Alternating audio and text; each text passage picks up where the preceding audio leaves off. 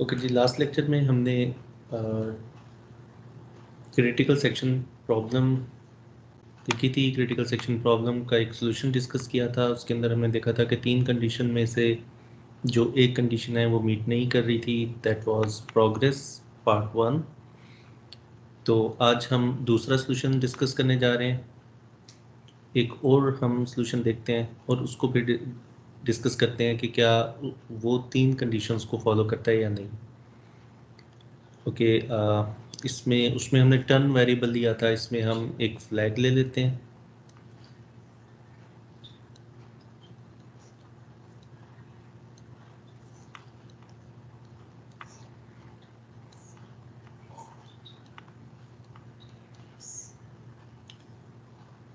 Okay, 2 threads हैं हमारे पास। एक को मैं कह देता हूँ थ्रेड नंबर 0 और एक है थ्रेड नंबर 1।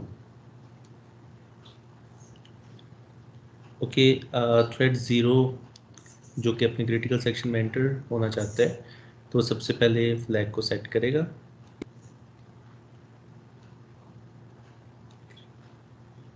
इंडेक्स 0 बिलोंग करता है थ्रेड नंबर 0 से और इंडेक्स 1 थ्रेड नंबर 1 से। वो अपने फ्लैग को सेट करेगा और उसके बाद चेक करेगा कि क्या थ्रेड नंबर 1 ने तो अपने फ्लैग को सेट नहीं किया होगा।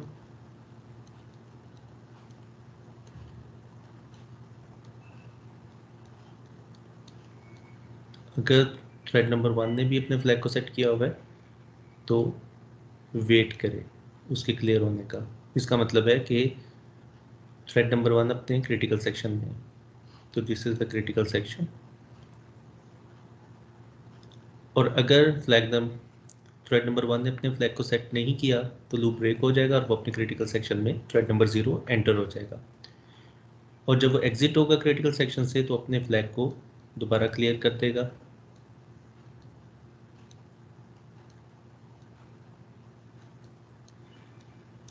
यही कोड जो है वो है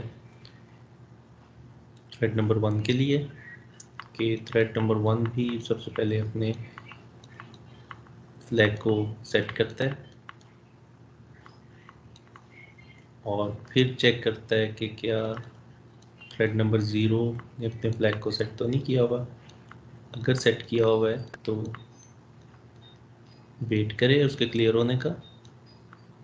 अगर सेट नहीं किया हुआ तो क्रिटिकल सेक्शन में एंटर हो और क्रिटिकल सेक्शन से निकल के अपने फ्लैग को क्लियर कर दे। ओके, ये एक सिंपल सा सोल्यूशन है। और अब हमने ये सेटिस्फाई करना है कि ये तीनों कंडीशंस जो हैं वो मीट हो रही हैं या नहीं। कौन सी? म्यूचुअल एक्सक्लूजन,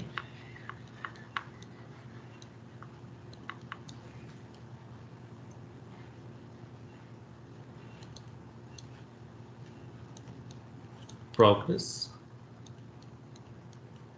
प्रोग्रेस के 2 पार्ट्स हैं और तीसरा है बाउंड्री वेटिंग। ओके, मैं इनको ज़रा रिकॉल करवा देता हूँ कि ये है क्या। म्यूचुअल एक्सक्लूजन कंडीशन मींस कि कोऑपरेटिंग प्रोसेसेस या थ्रेड्स में से कोई एक थ्रेड एक वक्त में अपने क्रिटिकल सेक्शन में एंटर होना चाहिए, एक से ज़्यादा किसी सूरत भी एंटर नहीं हो सकते। अगर एक से ज़्यादा थ्रेड्स अपने क्रिटिकल सेक्शन में एंटर हो गए तो म्यूचुअल एक्सक्लूजन वायलेट हो जाएगी। प्रोग्रेस कंडीशन के 2 पार्ट्स हैं। पहला पार्ट ये है कि डिसीजन मेकिंग जो कि एंट्री सेक्शन में होगी, उस डिसीजन मेकिंग में वो प्रोसेस पार्टिसिपेट नहीं करेंगे जो अपने रिमाइंडर सेक्शन में एग्जीक्यूट हो रहे हैं। और दूसरा पार्ट ये है कि डिसीजन जो है वो फाइनाइट अमाउंट ऑफ टाइम में हो जाएगा। अगर फाइनाइट अमाउंट ऑफ टाइम में नहीं होता, इनडेफिनिटली प्रोलॉन्ग कर जाता है, यानी कि डिसीजन हो ही नहीं पाता, तो पार्ट 2 वायलेट हो जाएगा। थर्ड कंडीशन है बाउंडेड वेटिंग। बाउंडेड वेटिंग ये है कि 2 थ्रेड्स हैं से 0 एंड 1, दोनों ने क्रिटिकल सेक्शन में एंटर होने की रिक्वेस्ट कर दी, किसी एक को परमिशन ग्रांट होगी एंटर होने की, कोई एक एंटर होगा, से थ्रेड नंबर 0 एंटर हो जाता है, तो थ्रेड नंबर 1 वेट करेगा। अब उसने कितना वेट करना है, दैट शुड बी फाइनाइट। ऐसा ना हो कि थ्रेड नंबर 0 एग्जिट हो, फिर एंटर हो जाए, फिर एग्जिट हो, फिर एंटर हो जाए, एंड सो ऑन, और थ्रेड नंबर 1 वेट ही करता रह जाए अपने एंट्री सेक्शन में। तो उसका वेट जो है वो बाउंडेड होना चाहिए। तो ये जो तीसरी कंडीशन है ये स्टारवेशन को इंश्योर कर रही है कि स्टारवेशन नहीं होनी चाहिए, और प्रोग्रेस जो है ये एक्चुअली डेड लॉक को प्रिवेंट कर रही है। ये इंश्योर करती है कि डेड लॉक आपके सोल्यूशन में नहीं होना चाहिए। कोई ऐसी कंडीशन, कोई ऐसे कोई पॉसिबिलिटी नहीं होनी चाहिए कि डेड लॉक अकर हो जाए। तो ये 3 कंडीशंस हैं। अब आपने चेक करनी है कि ये जो सोल्यूशन हमने प्रपोज किया है ये वैलिड सोल्यूशन है या नहीं। तो वैलिड सोल्यूशन वो होगा जो ये तीनों कंडीशंस को मीट करेगा। तो मैं आपको 10 मिनट्स दे रहा हूँ, आपने ये तीनों कंडीशंस अप्लाई करनी है, ये वेरीफाई करनी है कि ये तीनों कंडीशंस मीट कर रही हैं या नहीं। कोई एक केस आपने ऐसा फाइंड आउट करना है जिसमें वायलेशन हो, कोई एक पॉसिबिलिटी आपने निकालनी है जिसमें वायलेशन हो। तो वो कब आएगी वो आपने बताना है प्रिसाइजली। सर थोड़ा सा दोबारा बता दें, मैं दूसरी मीटिंग में चला गया था। ये मैंने आपके सामने एक सोल्यूशन लिखा है और 3 कंडीशंस हैं जो कि मीट होंगी एट द सेम टाइम, तो ये वैलिड होगा। तो आपने ये बताना है कि ये वैलिड सोल्यूशन है या नहीं। मतलब म्यूचुअल एक्सक्लूजन मीट होनी चाहिए, म्यूचुअल एक्सक्लूजन होनी चाहिए, प्रोग्रेस मीट होनी चाहिए, और बाउंडेड वेटिंग सेटिस्फाई होनी चाहिए, यानी कि तीनों कंडीशन सेटिस्फाई होनी चाहिए। तो 10 मिनट का टाइम है आपके पास, आपने ज़्यादा नहीं लिखना, जस्ट आपने मुझे सिनेरियो बताना है। आपने ये बताना है कि म्यूचुअल एक्सक्लूजन होल्ड हो रही है या नहीं, सेटिस्फाई हो रही है या नहीं, प्रोग्रेस होल्ड हो रही है या नहीं, बाउंडेड वेटिंग होल्ड हो रही है, अगर नहीं हो रही तो कैसे नहीं हो रही, यानी कि क्या सिचुएशन होगी जब नहीं होगी। अब मैं इसकी क्लास एक्टिविटी क्रिएट कर रहा हूँ, आपने अपना सोल्यूशन जो है वो वहाँ पे सबमिट करवाना है।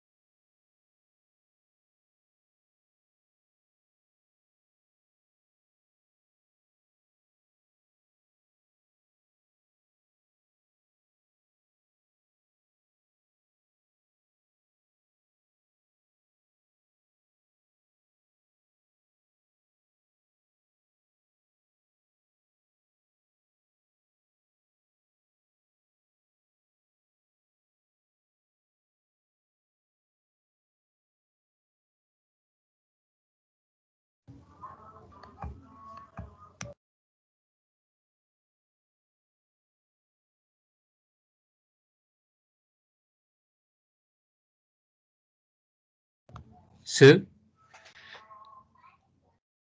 जी सर सॉरी एक्चुअली मैं यहाँ पे लाइट नहीं आ रही तो मैंने सेट किया है, तो काइंडली बता सकते हैं कि क्या करना है? सीपी आपने कुछ लगाए हुए हैं? अब मैं क्या बताऊँ आपको, मैंने सोल्यूशन दिया है, आपने बताना है कि वो वैलिड है या नहीं।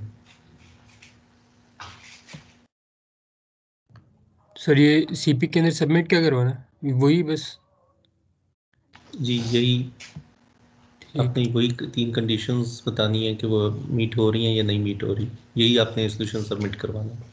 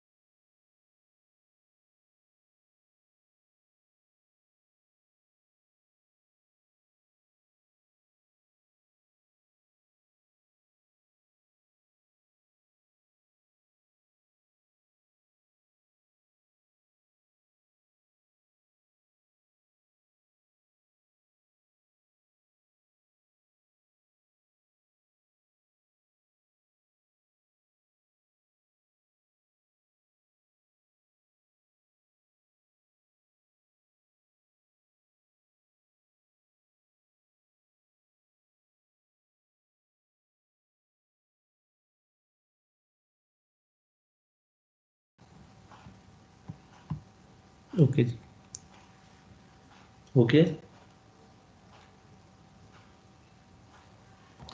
सर काइंडली थोड़ा सा टाइम दे सकते हैं? हाँ, इनफ टाइम दिया था आपको। सर वो मैं थोड़ा लेट ज्वाइन किया है, लाइट आपको बताया नहीं आ रही थी। ओके, बाकी लोग?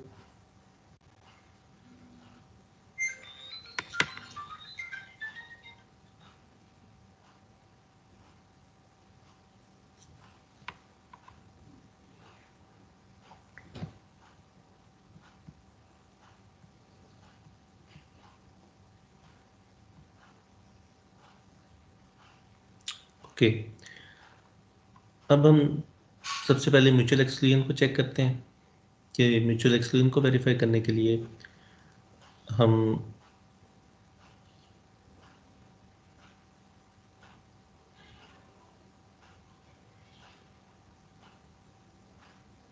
किसी भी एक थ्रेड को चेक करते हैं कि से थ्रेड नंबर 0 में क्रिटिकल सेक्शन में एंटर होना चाहता है। इसने एंट्री सेक्शन के अंदर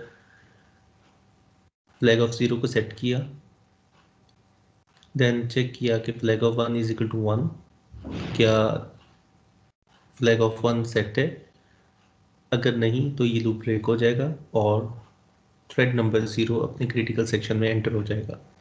अब जब ये अपने क्रिटिकल सेक्शन में है तो हम चेक करते हैं कि थ्रेड नंबर 1 आया, उसने अपने फ्लैग को सेट किया और इसने कंडीशन चेक की if flag of 0 is equal to 1, flag of 0 set है, फ्लैग ऑफ 0 इज 1, तो ये कंडीशन ट्रू हो जाएगी और थ्रेड नंबर 1 इस लूप में आइट्रेट करता रहेगा, एंटर नहीं हो पाएगा। ओके, थ्रेड नंबर 0 जब अपने क्रिटिकल सेक्शन से एग्जिट करेगा, अपने फ्लैग को क्लियर करेगा, उसके बाद ये लूप ब्रेक होगा। जब वो क्लियर करेगा तो ये कंडीशन फॉल्स हो जाएगी, 0 इक्वल टू 1 कंडीशन फॉल्स हो जाएगी और थ्रेड नंबर 1 अपने क्रिटिकल सेक्शन में एंटर हो जाएगा। अब थ्रेड नंबर 1 अपने क्रिटिकल सेक्शन में है। अब हम कहते हैं कि थ्रेड नंबर 0 री एंटर होना चाहता है, तो उसने अपने फ्लैग को सेट किया और चेक किया flag of 1 is equal to 1, yes condition true हो गई और अब थ्रेड नंबर 0 अपने क्रिटिकल सेक्शन में एंटर नहीं हो सका क्योंकि थ्रेड नंबर 1 ऑलरेडी अपने क्रिटिकल सेक्शन में।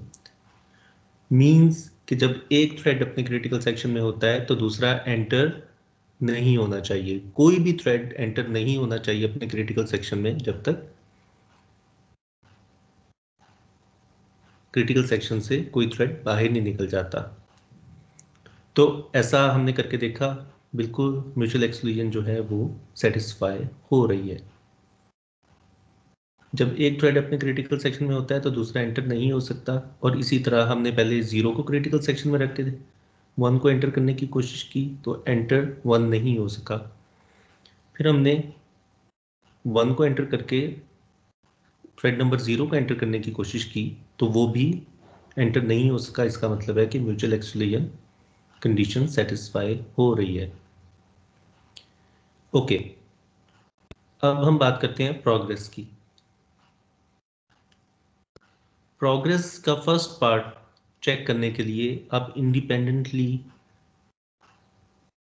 1 बाय 1 हर थ्रेड को क्रिटिकल सेक्शन में एंटर करने की कोशिश करें। अगर सब इंडिपेंडेंटली एंटर हो जाते हैं तो इसका मतलब है कि प्रोग्रेस पार्ट 1 सेटिस्फाई हो रही है। थी क्या कंडीशन कि डिसीजन मेकिंग के अंदर सिर्फ वही थ्रेड पार्टिसिपेट करेंगे जो अपने रिमाइंडर सेक्शन में एग्जीक्यूट नहीं हो रहे। ओके, जो रिमाइंडर सेक्शन में एग्जीक्यूट हो रहे हैं वो डिसीजन मेकिंग का पार्ट नहीं होंगे। चेक करते हैं। पहले मैं थ्रेड नंबर 0 को लेकर आया और मैं एज्यूम करता हूँ कि थ्रेड नंबर 1 अपने रिमाइंडर सेक्शन में है, वो कहीं यहाँ पर एग्जीक्यूट हो रहा है। This is the remainder section. Okay, thread number 0 आया, इसने अपने फ्लैग को सेट किया। कलर मैं चेंज कर लेता हूँ।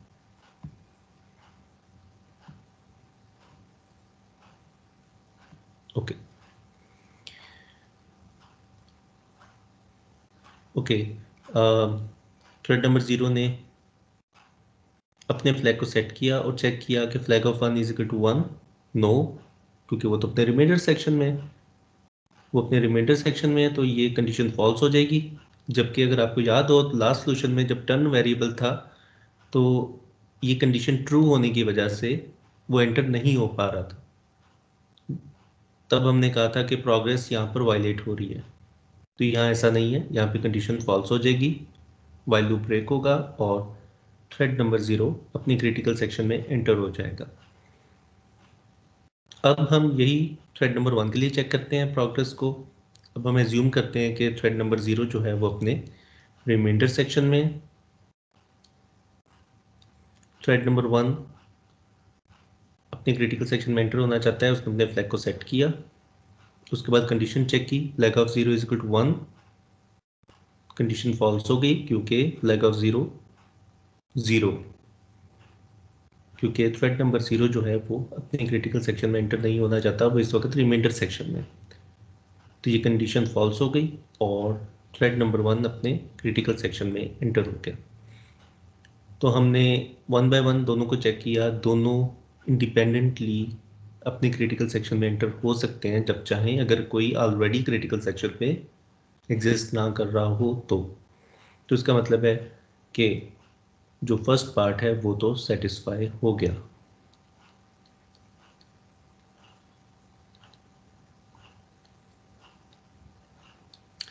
अब हम सेकंड पार्ट की बात करते हैं कि जो डिसीजन है वो टाइमली हो जाना चाहिए। अब हमने कोई ऐसा केस ढूंढना है कि जिसमें डिसीजन प्रोलॉन्ग हो रहा हो। मैं अगेन कलर चेंज कर लेता हूँ।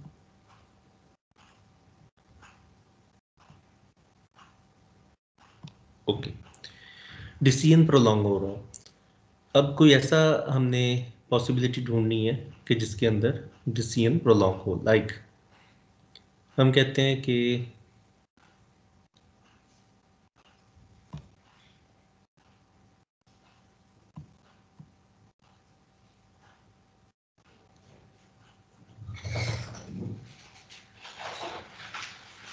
ये पॉइंटर कहाँ चला गया।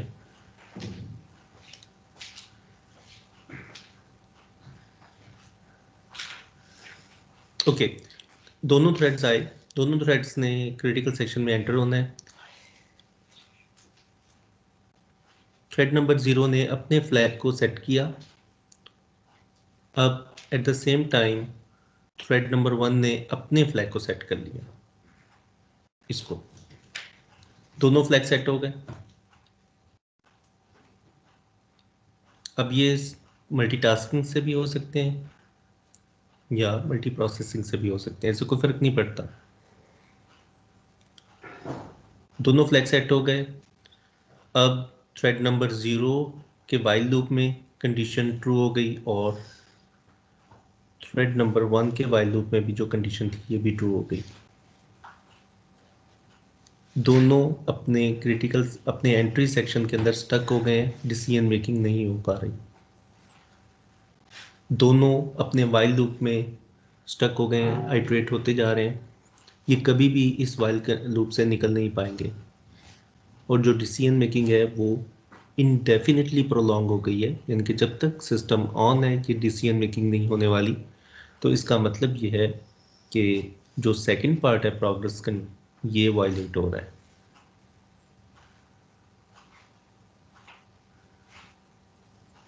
Decision making finite amount of time में नहीं हो पाएगी। ये पॉइंट समझ आया?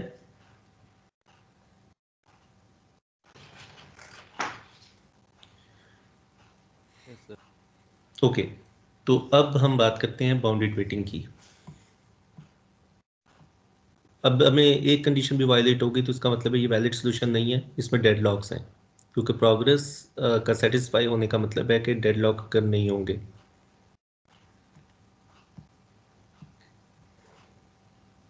ओके, अब हम बाउंडेड वेटिंग की बात करते हैं। दोनों ने ओके दोनों थ्रेड्स अपने क्रिटिकल सेक्शन में एंटर होना चाहते हैं।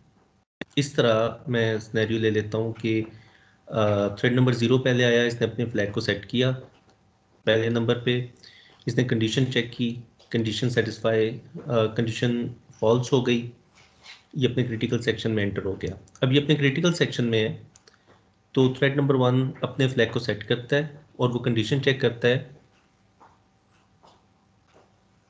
वो अपनी कंडीशन को चेक करता है, flag of 0 is equal to 1, yes condition true हो जाती है, और थ्रेड नंबर 1 वेट करता है वाइल लूप के अंदर, यानी कि वाइल लूप के अंदर स्पिन होकर अपना टाइम सारा गुजारता है। ओके, कंट्रोल मिलता है वापस, क्योंकि इनके दरमियान टाइम शेयरिंग हो रही है, ऐसे कंट्रोल वापस थ्रेड नंबर 0 को मिलता है। थ्रेड नंबर 0 अपने क्रिटिकल सेक्शन से निकलते हुए अपने फ्लैग को क्लियर करता है। चूंकि ये एक लूप में एग्जीक्यूट हो रहे होते हैं, नॉर्मली थ्रेड्स हैं वो लूप में एग्जीक्यूट हो रहे होते हैं, तो ये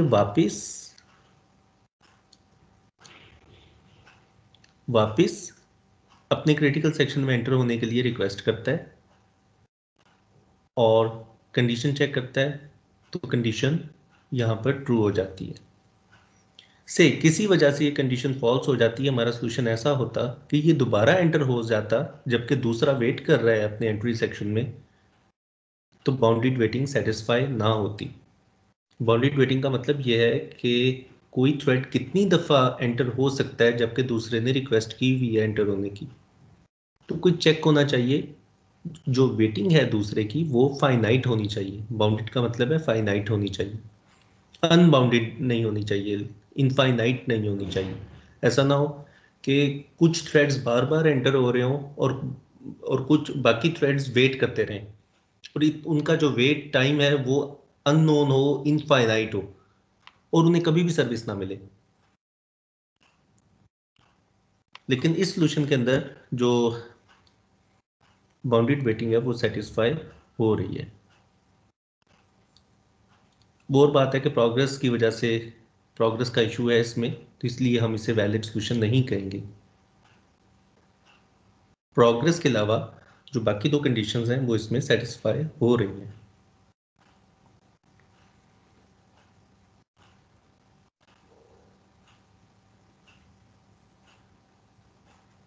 यहां तक कोई प्रॉब्लम?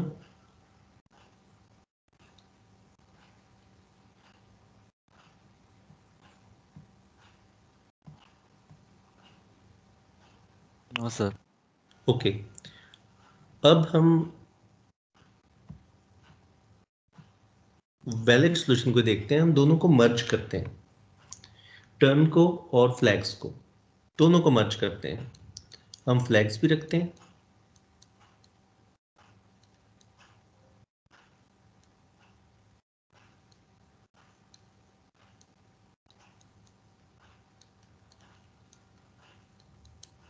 और एक टर्न वेरिएबल भी रखते हैं।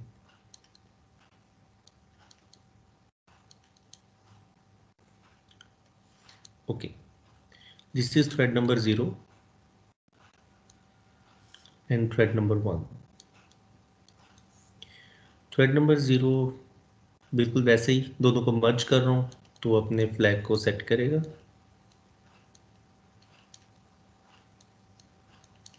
और टर्न वेरिएबल को बंद कर देगा और कंडीशन चेक करेगा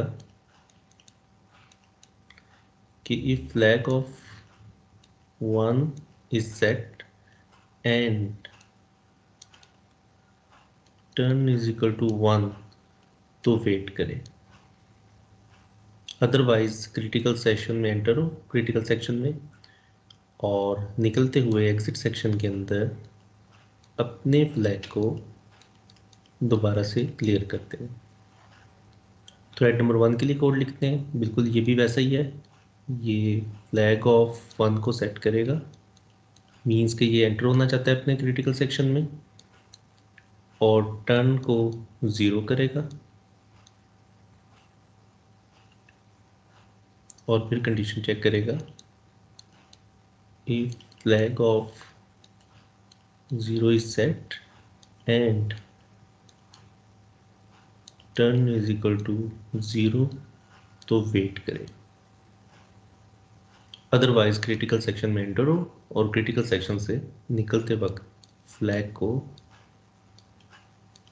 दोबारा से क्लियर करते हैं। ओके, अब इसमें हमने तीनों कंडीशंस चेक करनी है। कि तीनों कंडीशंस होल्ड हो रही हैं या नहीं। सबसे पहले म्यूचुअल एक्सक्लूजन, जो पहली कंडीशन है जो हमने चेक करनी है, that is mutual exclusion. Okay, से थ्रेड नंबर 0 है, वो अपने एंटर होना चाहता है, उसने अपने फ्लैग को सेट किया, टर्न को 1 किया और उसने बाद चेक किया flag of 1 is set, flag of 1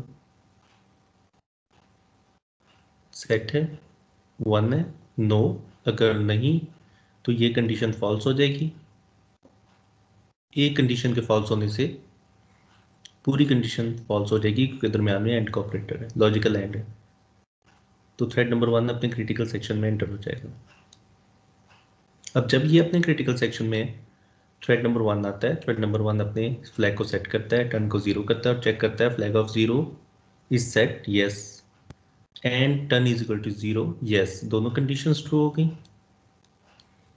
means condition true हो गई वाइल लूप की।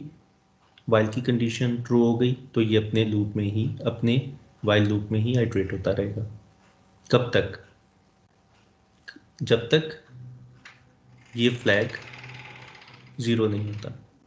जैसे ये फ्लैग 0 होगा ये कंडीशन फॉल्स हो जाएगी और ये अपने क्रिटिकल सेक्शन में एंटर हो जाएगा। तो किसी भी सूरत एक से ज़्यादा थ्रेड अपने क्रिटिकल सेक्शन में एंटर नहीं होंगे तो म्यूचुअल एक्सक्लूजन यहाँ पर होल्ड कर रही है।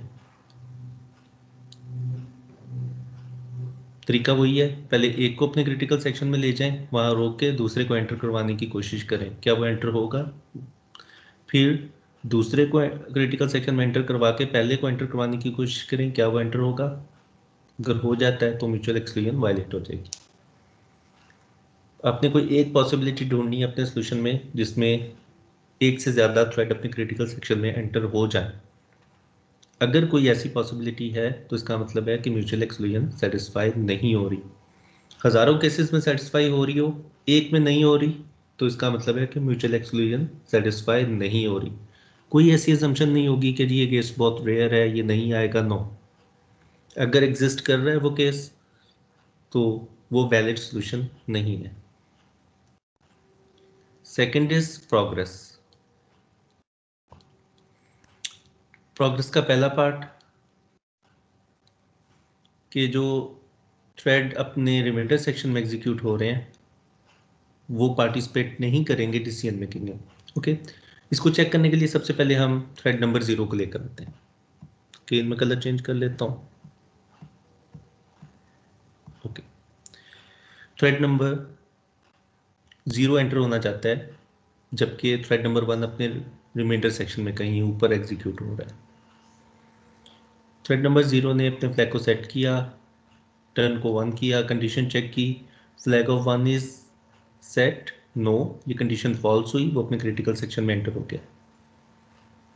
अब थ्रेड नंबर 1 को चेक करते हैं। थ्रेड नंबर 0 अपने रिमाइंडर सेक्शन में, थ्रेड नंबर 1 आया, इसने सबसे पहले अपना फ्लैग को सेट किया, टर्न को 0 किया, चेक किया, flag of 0 is set, no is false, condition false हो गई और ये अपने क्रिटिकल सेक्शन में एंटर हो गया। दोनों थ्रेड्स इंडिपेंडेंटली अपने क्रिटिकल सेक्शन में एंटर हो सकते हैं, यानी कि थ्रेड नंबर 0 वेट नहीं करेगा थ्रेड नंबर 1 का, वो अपने क्रिटिकल सेक्शन में एंटर हो जाएगा। अगर थ्रेड नंबर 1 रिमाइंडर सेक्शन में एग्जीक्यूट हो रहा है तो थ्रेड नंबर 0 के एंट्री सेक्शन में थ्रेड नंबर 1 का वेट नहीं किया जाएगा। इसी तरह थ्रेड नंबर 0 अगर अपने रिमाइंडर सेक्शन में एग्जीक्यूट हो रहा है तो थ्रेड नंबर 1 के एंट्री सेक्शन में थ्रेड नंबर 0 का वेट नहीं किया जाएगा। जबकि पहला जो सोल्यूशन हमने टर्न का देखा था उसमें ये प्रॉब्लम था, प्रोग्रेस पार्ट 1 वायलेट हो रही थी। तो प्रोग्रेस पार्ट 1 सेटिस्फाई हो गई। अब पार्ट 2 की बात करते हैं। कोई ऐसा केस जिसमें डिसीजन मेकिंग प्रोलॉन्ग हो इनडेफिनेटली। ओके, हम कहते हैं कि दोनों थ्रेड साइमल्टेनियसली एंटर होना चाहते हैं।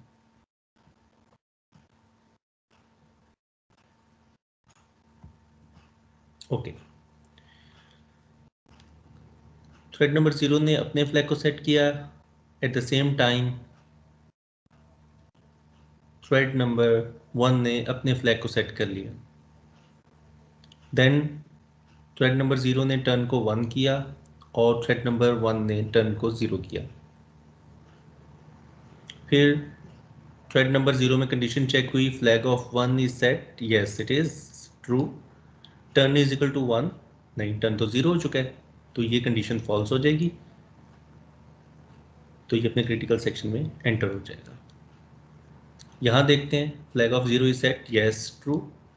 Turn is equal to 0, yes condition true हो गई और ये लूप में ही आइटरेट होता रहा।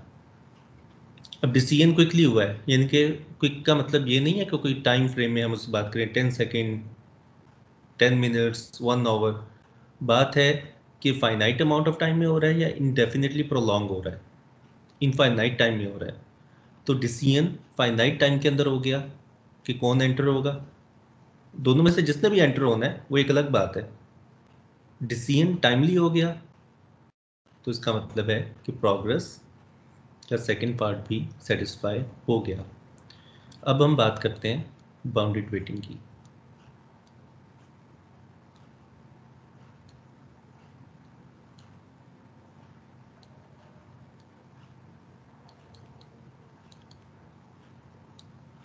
ओके, बाउंडेड वेटिंग को चेक करने के लिए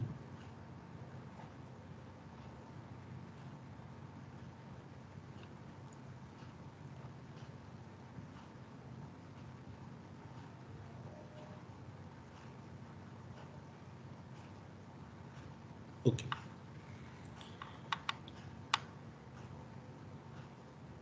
अब इसी को कंटिन्यू करते हैं कि ये अपने क्रिटिकल सेक्शन में है और ये यहाँ पर वेट कर रहा है।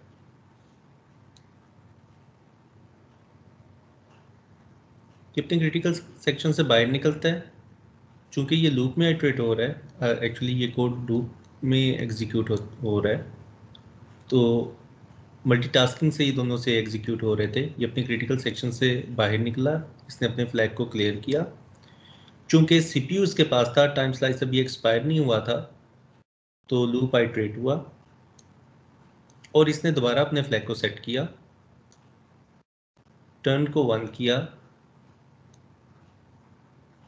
तो क्या अब ये एंटर हो जाएगा, जबकि दूसरा वेट कर रहा है, दूसरा ऑलरेडी रिक्वेस्ट कर चुका है एंटर होने की, तो क्या इसको अलाउ किया जाए री एंटर होने की, री एंटर होने के लिए अलाउ किया जाए?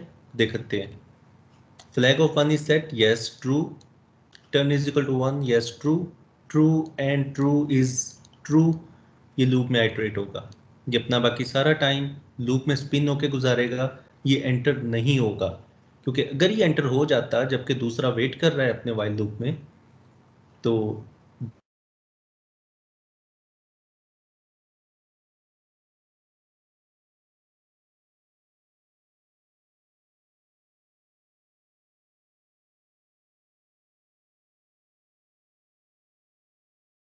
बाउंडेड वेटिंग्स ना। सर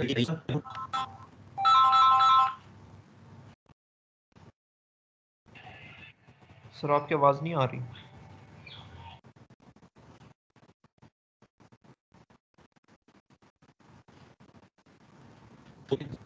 नंबर मैंने एक्चुअली डेडिकेटेड लिया हुआ है, लेकिन स्टिल वो स्पैम कॉल्स आती हैं जिसकी वजह से डिस्कनेक्ट हो जाता है। ओके, हम यहाँ थे, मैं आपको बता रहा था कि दोबारा एंटर नहीं हो सका, इसने अपना टाइम स्पिन होते हुए गुजारा। अगर ये एंटर हो जाता तो बाउंडेड वेटिंग सेटिस्फाई ना होती, क्योंकि दूसरा वेट कर रहा है, दूसरा एंटर होने की रिक्वेस्ट कर चुका है। थ्रेड नंबर 1 एंटर होने की रिक्वेस्ट कर चुका है और वो स्पिन हो रहा है। अब अगर थ्रेड नंबर 0 एग्जिट होके दोबारा एंटर हो जाता क्रिटिकल सेक्शन में, तो बाउंडेड वेटिंग की कंडीशन वायलेट हो जाती। इसका मतलब है स्टारवेशन है। थ्रेड नंबर 0 बार बार एंटर होता रहेगा और थ्रेड नंबर 1 कभी भी एंटर नहीं हो पाएगा और स्टार हो जाएगा। लेकिन इस सोल्यूशन में ऐसा नहीं है, तो दिस द वैलिड सोल्यूशन, क्योंकि ये तीनों कंडीशन सेटिस्फाई हो रही हैं, तो it is the valid solution. इस सोल्यूशन का नाम है पैटरसन सोल्यूशन।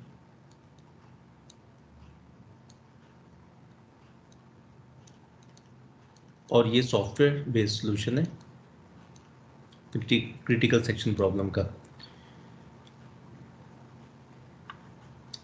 पैटरसन उस साइंटिस्ट का नाम है जिसने ये प्रपोज किया था, उसका रिसर्च पेपर अवेलेबल है। और इसकी लिमिटेशंस हैं कुछ।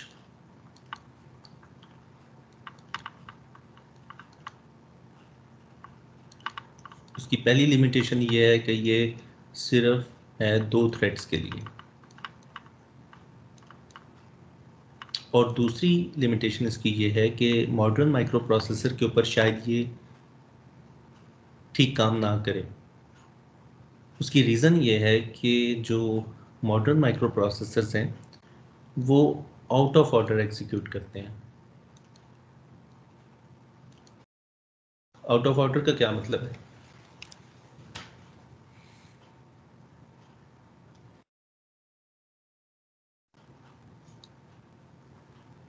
हमने जिस सीक्वेंस में कोड लिखा है उस सीक्वेंस में एग्जीक्यूट नहीं करते। उसकी रीज़न है डिपेंडेंसी। ऐसे मैं लिखता हूँ कि ए एक्स इम्प्लाइज से बी एक्स प्लस सी एक्स, और फिर मैं कहता हूँ डी एक्स प्लस ए एक्स इंटू 5। उसके बाद कोई और इंस्ट्रक्शन आ जाती है, लाइक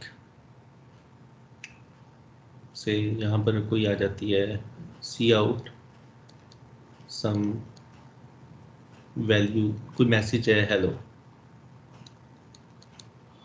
अब प्रॉब्लम यह है कि जब तक ए एक्स में इन दोनों का सम आ नहीं, ये दूसरी इंस्ट्रक्शन जो है डी एक्स वाली वो यहाँ पर वो एग्जीक्यूट नहीं हो सकती, क्योंकि ये रिजल्ट इसको चाहिए होगा। जबकि तीसरी स्टेटमेंट जो है वो इंडिपेंडेंट है। तो प्रोसेसर क्या करता है, उसके अंदर डायनेमिक स्केड्यूलर लगा होता है, वो देखेगा दूसरी स्टेटमेंट पर डिपेंडेंसी है, वो डिपेंडेंसी को स्किप करके तीसरी स्टेटमेंट जो कि इंडिपेंडेंट है उसको एग्जीक्यूट कर देगा। तो होगा क्या, स्क्रीन पे हेलो पहले डिस्प्ले हो जाएगा, ये मल्टीप्लिकेशन बाद में होगी। तो इसे हम कहते हैं out of order. Logic written करता है वो, ऐसा नहीं कि लॉजिक प्रोग्राम की खराब हो गई, लेकिन वो ये जो हमने क्रिटिकल सेक्शन प्रॉब्लम का जो सॉल्यूशन है वो ये नहीं बन पाएगा। म्यूचुअल एक्सक्लूजन अचीव शायद ना हो पाए। तो आप इसे रन करके देखिएगा, तो कभी चलता है कभी ये नहीं चलता सॉल्यूशन, तो उसको आप चेक कर लीजिएगा। उसकी एक पॉसिबल जो ना चलने की रीज़न है वो मैंने आपको बता दी कि modern micro processors out of order execute करते हैं, जिसकी वजह से म्यूचुअल एक्सक्लूजन वायलेट हो जाती है।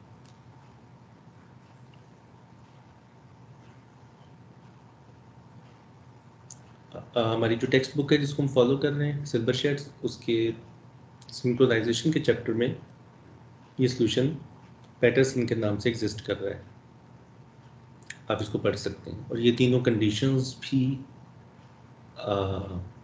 डिफाइंड है, ये भी आप पढ़ सकते हैं वहाँ से। तो सॉफ्टवेयर सॉल्यूशन यहाँ पर हमारा कंप्लीट होता है। सर कौन सी तो बुक में? 3 सॉल्यूशन हमने देखे हैं सिल्वर शेड्स की, जो मेरी टेक्स्ट बुक है जो कि मैंने आपके साथ शेयर की है। Okay sir. ओके, हमने 3 सॉल्यूशंस देखे हैं। पहला सॉल्यूशन जिसके अंदर टर्न था, टर्न वेरिएबल था, उसमें प्रॉब्लम ये था कि प्रोग्रेस पार्ट 1 वायलेट हो रही थी। फिर दूसरा सॉल्यूशन हमने देखा जिसके अंदर फ्लैग्स हमने सेट किए, फ्लैग्स में प्रॉब्लम ये था कि प्रोग्रेस पार्ट 2 वायलेट हो रही थी। फिर हमने दोनों को मर्ज किया, और मर्ज करने के बाद हमारे पास तीसरा सॉल्यूशन बना जो कि पैटरसन सॉल्यूशन भी है। इसमें तीनों कंडीशंस मीट हो रही हैं, तीनों कंडीशंस मीट हो रही हैं, तो it's a valid software solution. पुराने प्रोसेसर्स पर जब ये प्रपोज किया गया था उस वक्त के प्रोसेसर्स इन ऑर्डर एग्जीक्यूट करते थे, तो ये वैलिड सॉल्यूशन था उस वक्त। हमें ये डाउट है कि इट माइट नॉट वर्क। तो सॉफ्टवेयर सॉल्यूशन यहाँ पे कंप्लीट होते हैं। Next is the hardware solution. जहां तक मुझे बताएं कोई ऐसी चीज जो क्लियर ना हो।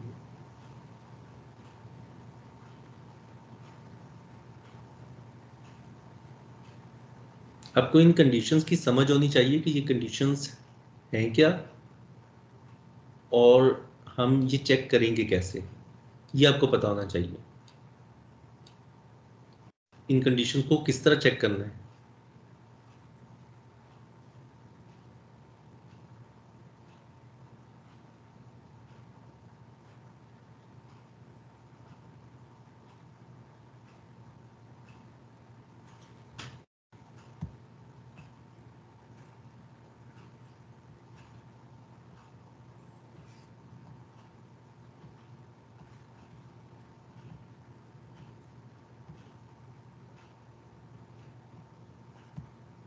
ओके, नेक्स्ट है हमारा सोल्यूशन हार्डवेयर।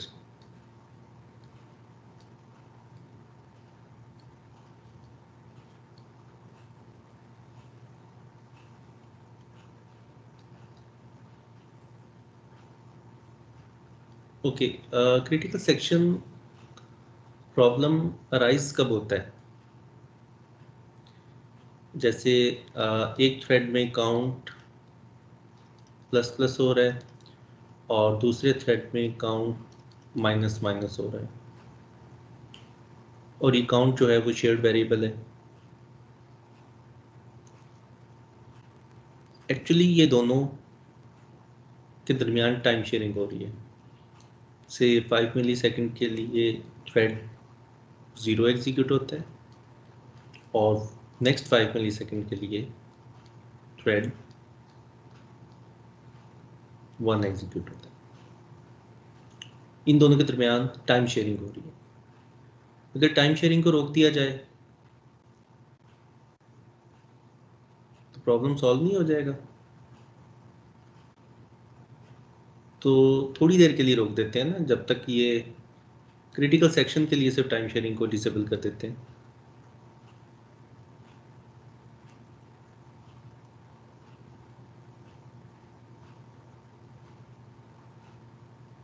कैसे टाइम शेयरिंग होती कैसे है?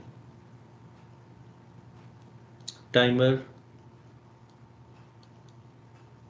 इंटरप्ट करता है माइक्रो प्रोसेसर को और माइक्रो प्रोसेसर रनिंग प्रोसेस से कंट्रोल लेकर कर्नल को देता है इन कर्नल मोड, और कर्नल कंट्रोल दूसरे प्रोसेस को ट्रांसफर कर देता है। तो इसका मतलब है कि टाइमर इंटरप्ट पर कॉन्टेक्स्ट स्विचिंग होती है, कंट्रोल टाइमर इंटरप्ट पर ट्रांसफर होता है। तो किसी तरीके से अगर टाइमर इंटरप्ट को रोक दिया जाए, कौन सी इंस्ट्रक्शन है जो इंटरप्ट्स को डिसेबल कर देती है? वो लोग जो असेंबली पढ़ के आ रहे हैं।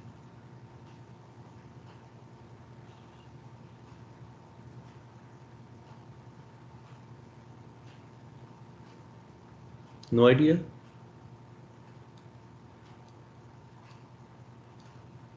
CLI means clear interrupt flag.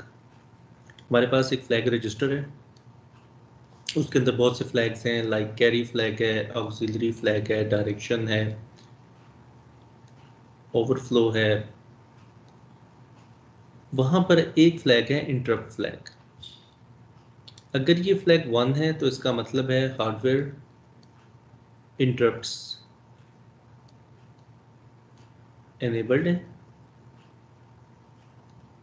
और अगर ये इंटरप्ट क्लियर, ये फ्लैग क्लियर है, तो इसका मतलब है कि जो हार्डवेयर इंटरप्ट है वो डिसेबल्ड है।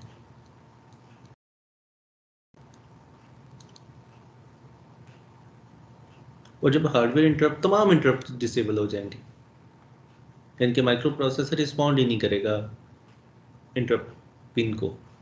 इंटरप्ट पिन के ऊपर जब इंटरप्ट्स आएंगे तो वो रिस्पॉन्ड ही नहीं करेगा। और इसकी अपोजिट जो इंस्ट्रक्शन है that is STI means set interrupt flag. ये क्लियर कर देती है इंटरप्ट फ्लैग को और ये STI की इंस्ट्रक्शन सेट कर देती है।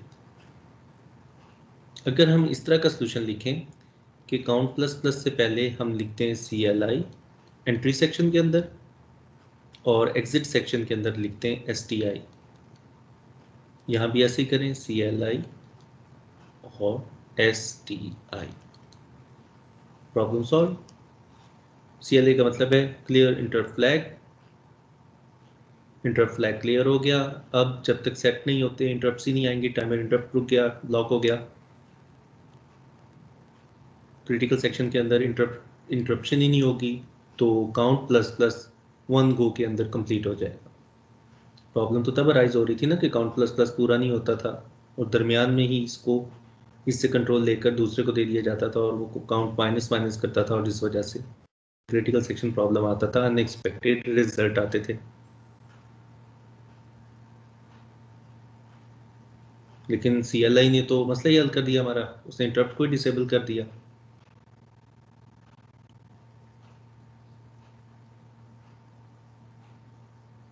ये एक वैलिड सॉल्यूशन है, इस म्यूचुअल एक्सक्लूजन अचीव हो जाएगी, म्यूचुअल एक्सक्लूजन यहाँ पर अचीव हो जाएगी। लेकिन इसके कुछ कॉन्सिक्वेंसेस हैं, बता सकते हैं क्या है?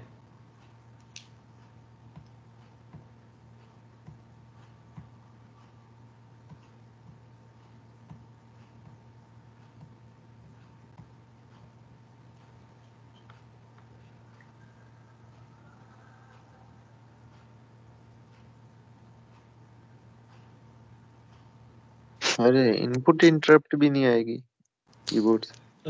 कोई भी जब इंटरप्ट ही डिसेबल करती है मींस के माइक्रो प्रोसेसर की जो इंटरप्ट की पिन है ना ये डिसेबल हो गई है। माइक्रो प्रोसेसर किसी किस्म एक ही पिन होती है इंटरप्ट की और दूसरी इंटरप्ट एक्नॉलेज होता है, यानी कि जो इंटरप्ट मास्केबल होते हैं वो एक ही होते हैं इंटरप्ट।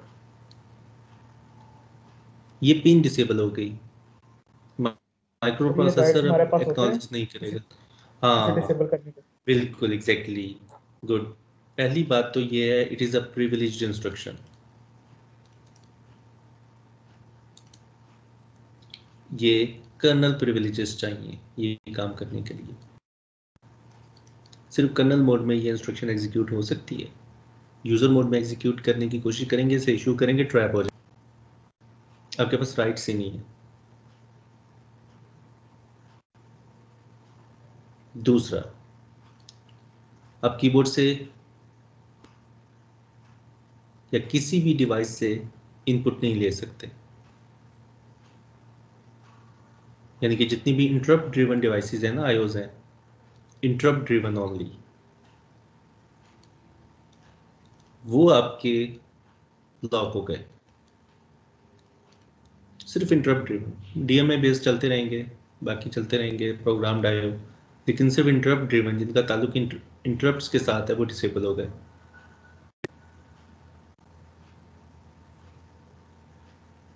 अच्छा, प्रिविलेज्ड इंस्ट्रक्शन का चले हम एक काम करते हैं, हम इसे सिस्टम कॉल के थ्रू अवेलेबल कर देते हैं कि एक सिस्टम कॉल हम कर्नल इंट्रोड्यूस करवा देता है जिसके थ्रू इंटरप्ट्स डिसेबल हो जाएं, या हम अलाउ कर देते हैं इसको नॉन प्रिविलेज्ड इंस्ट्रक्शन बना देते हैं। लेकिन उससे नुकसान ये होगा कि कोई भी प्रोग्राम शुरू में CLI कर दे और बिल्कुल आखिर में STI करे और बगैर इंटरप्शन के एग्जीक्यूट हो, या वो STI करे ही ना CLI करे, मशीन स्टक, कुछ भी ना हो, टाइमर इवन आपका जो क्लॉक है क्लॉक टाइम है वो भी अपडेट ना हो रहा हो।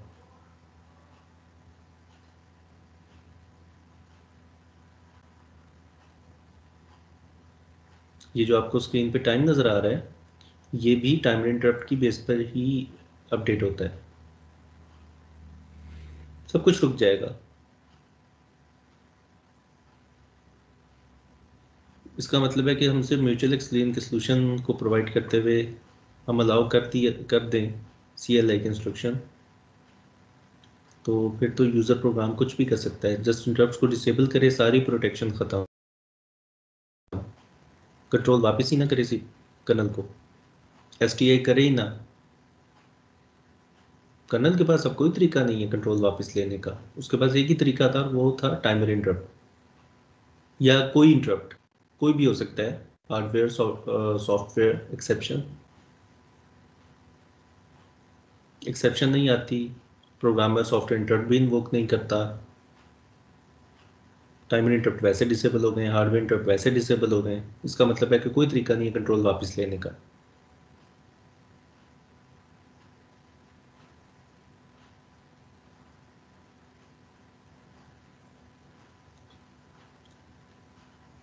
ओके, दूसरा ये है कि क्या critical section problem completely solve हो गई है? ये भी तो हो सकता है कि हमारी मशीन के अंदर 2 प्रोसेसर लगे हों, CPU 0 एंड CPU 1, या इवन 4 लगे हों। आजकल तो 4 होना कोई प्रॉब्लम नहीं है, कोई मसला नहीं है, कोर्स की फॉर्म में अवेलेबल है।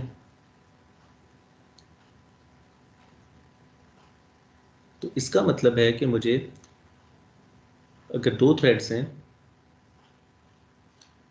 थ्रेड नंबर 0 और 1, तो पॉसिबिलिटी है कि थ्रेड नंबर 0 CPU 0 पे स्केड्यूल हो जाए, 1 पे हो जाए, या 2 पे हो जाए, या 3 पे हो जाए, किसी पे भी स्केड्यूल हो सकता है। ये दोनों किसी पे भी स्केड्यूल हो सकते हैं, या तो इनकी एफिनिटी को सेट किया जाए कि ये सिर्फ 0 पे स्केड्यूल हो दोनों, फिर तो CLI काम करेगा। लेकिन अगर आपने इसकी एफिनिटी मास्क के अंदर चारों प्रोसेसर डाले हुए हैं, जो कि बाय डिफॉल्ट चारों ही होते हैं या तमाम होते हैं, तो इसका मतलब है कि ये तो किसी भी CPU पे स्केड्यूल हो सकता है, कर्नल इसे किसी भी CPU पे स्केड्यूल कर सकता है।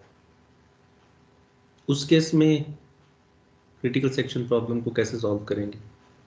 आपने तो सिर्फ CPU 0 के इंटरप्ट्स को डिसेबल किया है।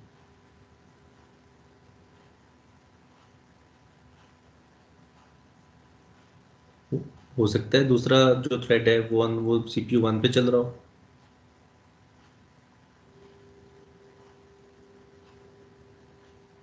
हर CPU का अपनी इंटरप्ट पिन होती है, अपने इंटरप्ट्स होते हैं हर CPU के, हर कोर के इवन अपने होते हैं। तो इसका मतलब है अब तो अगर एक थ्रेड ने अपने क्रिटिकल सेक्शन में एंटर होना है तो उसे तमाम प्रोसेसर्स के इंटरप्ट्स को डिसेबल करना पड़ेगा। कोई ऐसा मैकेनिज्म होना चाहिए कि तमाम प्रोसेसर के इंटरप्ट्स को डिसेबल किया जाए। डेफिनेटली वो तो है, मैकेनिज्म तो है।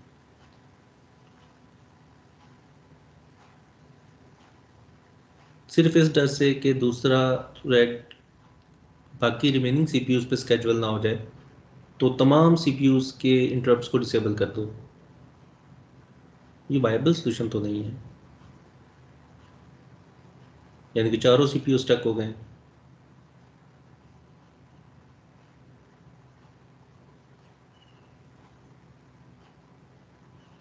तो it is not the viable solution.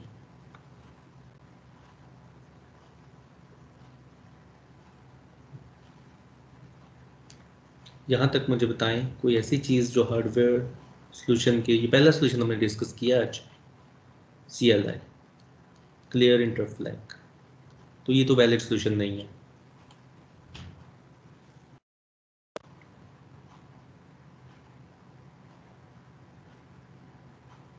हाँ, कर्नल ये खुद कर सकता है काम, कर्नल ये खुद काम करता है, क्योंकि कर्नल जो है वो खुद सारे के सारे नॉन प्रीएम्प्टिव होते हैं। जब कर्नल के पास कंट्रोल जाता है तो वो टाइमर इंटरप्ट को रोक देता है, डिसेबल कर देता है इंटरप्ट्स को, क्योंकि वो कर्नल खुद नहीं चाहता कि उसे इंटरप्ट किया जाए। नॉन प्रीएम्प्टिव कर्नल्स जो हैं वो इंटरप्ट्स को डिसेबल कर देते हैं। लेकिन रियल टाइम सिस्टम के जो ऑपरेटिंग सिस्टम्स हैं उनके कर्नल प्रीएम्प्टिव होते हैं, लेकिन प्रीएम्प्टिव कर्नल लिखना मुश्किल काम है, मुश्किल होते हैं, उनका टास्क बहुत मुश्किल होता है।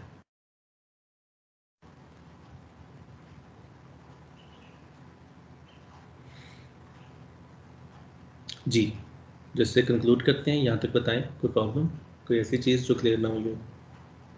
इंटरप्ट मैकेनिज्म हम शुरू के लेक्चर्स में डिटेल में देख चुके हैं। प्रोटेक्शन जब हमने पढ़ी थी हमने इंटरप्ट्स को डिस्कस कर लिया था। आज हमने देखा है कि हम किस तरह हार्डवेयर इंटरप्ट्स को डिसेबल कर सकते हैं, और डिसेबल और एनेबल करने की इंस्ट्रक्शन हमने देख ली CLI एंड STI। सिर्फ हार्डवेयर इंटरप्ट डिसेबल होते हैं, सॉफ्टवेयर और एक्सेप्शंस नहीं, सिर्फ हार्डवेयर।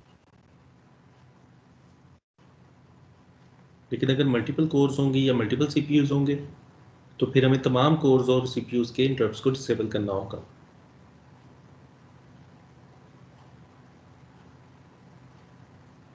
और दूसरा, अगर हम यूज़र प्रोसेस को अलाउ कर दें कि वो CLI इंस्ट्रक्शन इशू कर दे तो फिर तो कैटास्ट्रॉफिक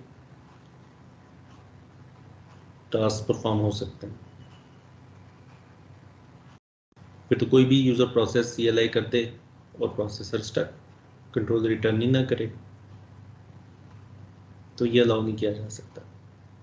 तो ये जो ऑप्शन है, ये जो सोल्यूशन है, ये कर्नल्स के लिए ठीक है, यानी कि कर्नल खुद CLI करके इंटरप्ट्स को डिसेबल कर सकते हैं अपने लिए, लेकिन यूज़र प्रोसेस को अलाउ नहीं कर सकते CLI की इंस्ट्रक्शन यूज़र मोड में एग्जीक्यूट करना। क्लियर है? फॉलो कर रहे हैं आप लोग? Yes sir. सर वो ओके। अटेंडेंस हो चुकी है? जी अटेंडेंस तो हो गई है। सर मैं थोड़ा लेट आया था, 1 बजे आया था तो पता ओके नहीं चला। ओके फाइन, मैं देख लेता हूँ उससे, ठीक है। Yes sir. 10 मिनट रह गए फिर और कोई टाइम इशू यहाँ पे? ये नहीं सर, नहीं, ये टाइम समझ। नहीं, वो मैनुअल, मैं मैनुअल डाउनलोड करता हूँ अटेंडेंस, उसमें टाइम टैग भी आ जाता है कि किसने कब ठीक है ज्वाइन सर। किया। ठीक है, यस सर। यहाँ तक कोई प्रॉब्लम? तो हार्डवेयर सोल्यूशन में हमने पहला सोल्यूशन देखा CLI। अब नेक्स्ट क्लास पे हम बाकी सॉल्यूशंस को डिस्कस करेंगे। तो आज यहाँ तक काफ़ी है।